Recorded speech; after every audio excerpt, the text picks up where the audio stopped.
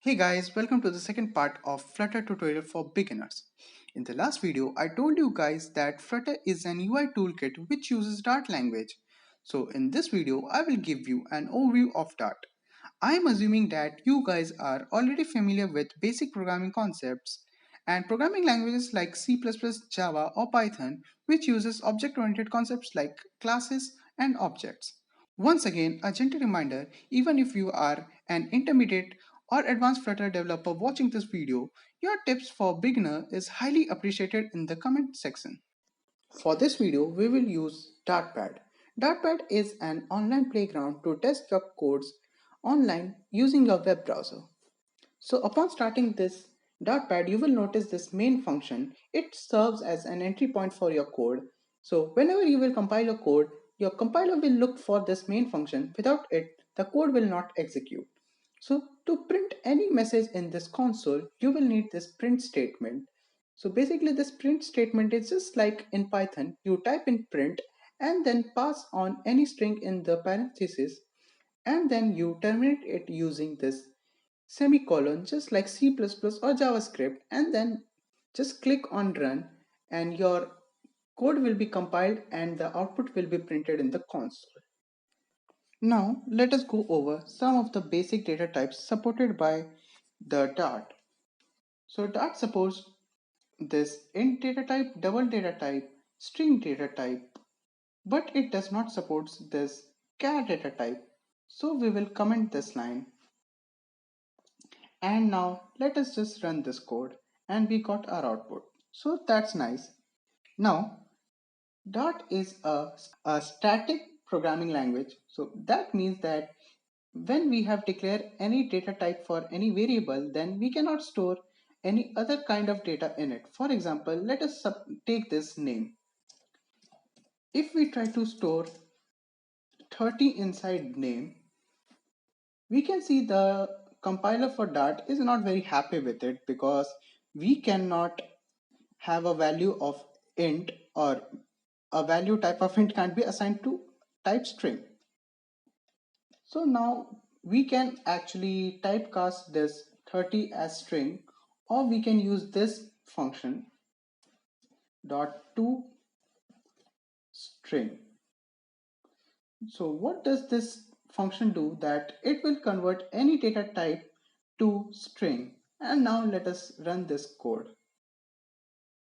Now we can see that name has been updated to 30, which is pretty neat. Now let us look at dynamic data type. Well, I highly discourage using dynamic data type because we would like to maintain some consistency in our code, but dynamic data types allow any kind of data to be stored in a variable. For example, let us see this DNA is equal to 30 and now print it. Okay, let us print it 30. Wait, my hands, please coordinate with me. Yeah, see, we have printed the message and now let us try to pass on like store any string in this. Let us say that as string. And now let us run this code again. And we can see that dynamic data type can take any or store any kind of data in it. So I discourage it because to maintain, like, you have to have some kind of consistency in your code. If you allow any variable to store any kind of data, then there can be some interesting bugs which will make your life harder, and we don't want to make our life harder by coding. We want to make it easier. So now let us just move on. Now let us look at list. List is just like Python or array in C++. So to declare list, you have to type in list's name. We want list of users. So let us have a list of user and let's add some names. Name, lame, and let's end the syntax with semicolon. And now let us print our list of users. Excuse me, thank you. And now let us click on run. and we can see that our list has been printed here. Now this list is just like in Python, so we can actually add different data types in it. Like I can add in 90, 90.9, and I will run this code, and you can see that all these all elements are also allowed in the list. Now this is pretty cool, but since this is a string for users, and who names their child 90 or 90.9, so we want to store only strings in our list, right? So we can declare this list to be just for strings by giving it a data type of string inside this angular bracket just before this list name. So basically this is just like a template in C++ where you just pass on the data types you want your vector to be, or any stack or queue. This just works just like the C++ STL or templates. Now you will see that Dart is not at all cool with having 90.9, or that means double or integer in the list. So we have to remove them, and now name and lame are only members in the list. Now let us see one more method to add any element in the list. So that element is just like users dot add, and you can pass on the value to be added in the list. Since it's a list of string, we have to pass on a string. Let us say we have a very cool member in our list, cool. Okay, and please code run. Okay, yeah. So here's the output. Cool has been added to the list. Now let us say we don't want lame in our users anymore. Like we don't want lames to be in our users list. So let us remove him. Remove. So users.remove is for removing a particular element from your list. So we want to remove lame. And let us click on run. And we can see that lame has been removed from our list. So I guess this is it for list. Now we can move on to the next one. Now let us learn about functions. Functions are very important for any programming language because they let you divide your program into smaller subprograms. Now, for example, I have told you about main function. This main function tells the compiler what is the entry point for your program. Now we want a function which will return sum of two integers, which is again an integer. Now we can see this void main. What does this void mean? This void means that this function will not return anything, but we want our function sum to return an integer. So I will type in int and then sum. This int will tell the compiler that this function will return an integer. Now in parameters, I will pass two integers a and b, and I'm going to return a plus b. Now let us try this function. Let us just pass 3 and 4 for this function, and we can see the output 7. Now as you can see this sum is just one line function. So for one line functions we can also use shorthand notation like this is equal to this arrow, and in bracket, circular bracket, we can just write what we want to return. And now let us again test the code, and it works. So now we can move on. Now let us learn about classes. Class is a user derived data type which can be used to encapsulate different types of data into one single object. Now let us see how we can create a class. So to create a class, just write in class and give it a name. We are going to call our class user. So basically user will have two different data member. It will have an in, not int, I mean int, Okay, never mind, sorry for the typo. Int age, so we have a data member called age of type integer, and we are also going to have name for our user which is of type string. And now let us create a constructor for your class. So basically constructor is nothing but just a function for your class having the same name as the class. Now, and constructor is used to initialize the value for your object. Now, for this constructor, we can pass two parameters, that is an integer age and another one string name. Now we can use this to use this dot age is equal to age and this dot name is equal to name. And also we are going to tell the compiler that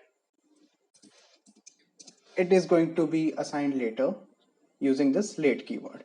So now if you don't know, then this means that this is this pointer, basically this pointer tells that it points to the data member of this class, which is it is called inside. Okay, it is really complicated, so let me just tell you in a simple way. This dot age means this age, and this without this age is the parameter age. Okay, I hope I am clear. I know this can be a pretty complicated concept. Now let us create an object for this user. So basically this class user gives you a blueprint of your user objects. For example, we want to create a user. We can just call it using user1 is equal to, now let us say user, and what should we name it? Let us say 30, and what should we name? Let us say name. And now print the user details. User1 dot name and another print for user, excuse me for the typo again, user1 dot age. And now let us print the detail for our user. Now you can see that we have printed the detail for our user. Now just like any other data type, we can also create a list for our user. Let us call it like list of type users, and let us just say it as an empty list. Now to add inside this list, we can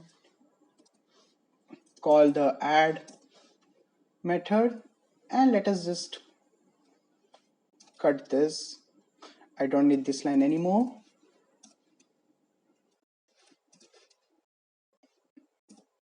And we have added one user in it. So users, we can use this index position to access the user at 0th position. Okay, now let us again add one more user. Wait, and yeah, lame.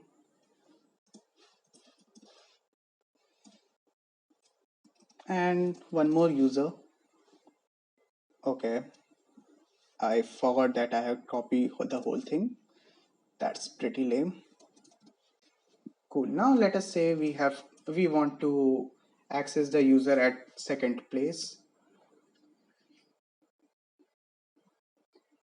and we can see that user at the second place, which was 0.2. Cool. Okay.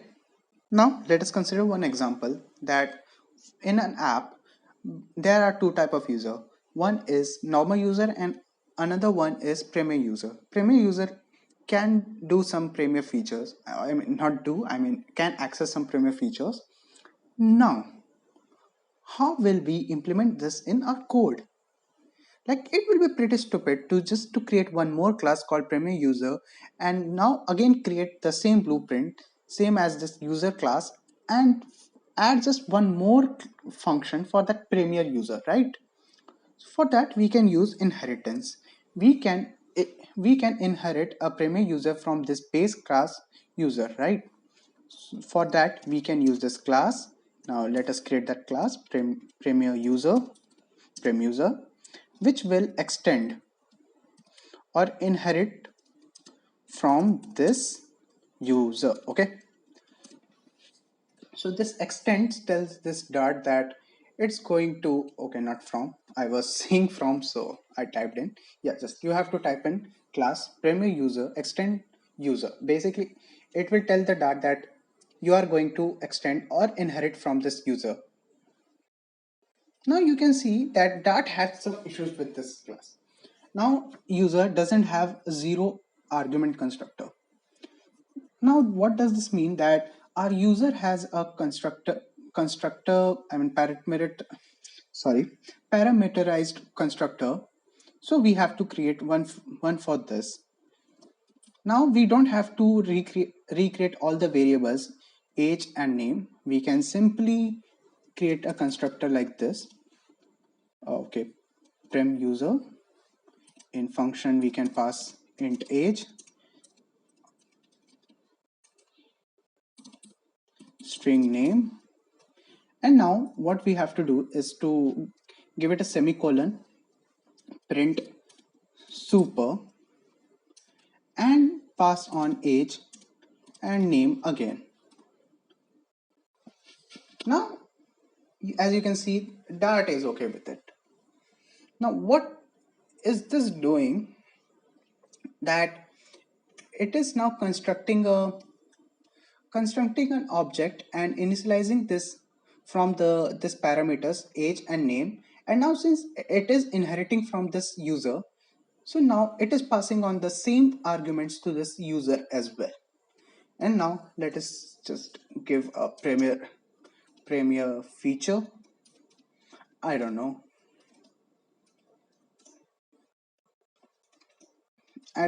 to do. I just wanted to give you an example. Now let us create let us create an object for this premier user, right? Now prem user, what should we call it? Let's say that user, not user, sorry, prem user. Let us say it's 34, and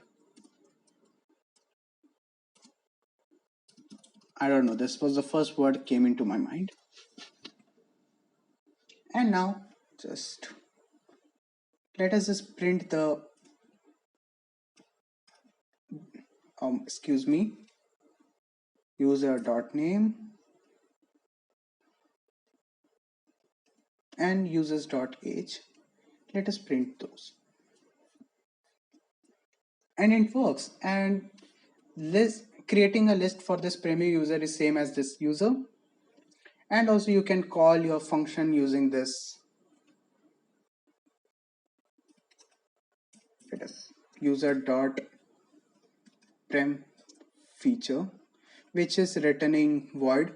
Let us say print, I don't know, just it can download something, like it can download like Spotify can download song. So basically for this class object dot means that it is a selector for your class. I'm sorry I did not tell this sooner. Now we have learned enough Dart to be able to write our Flutter app. So in next video I will tell you how to create your first Flutter project and give you an overview of widgets. So make sure to catch that video, and if you are new here then consider subscribing so you will not miss that video. And if you found this video helpful, then I will highly appreciate that you will hit that like button. And I hope to see you in my next video. So until next time, goodbye.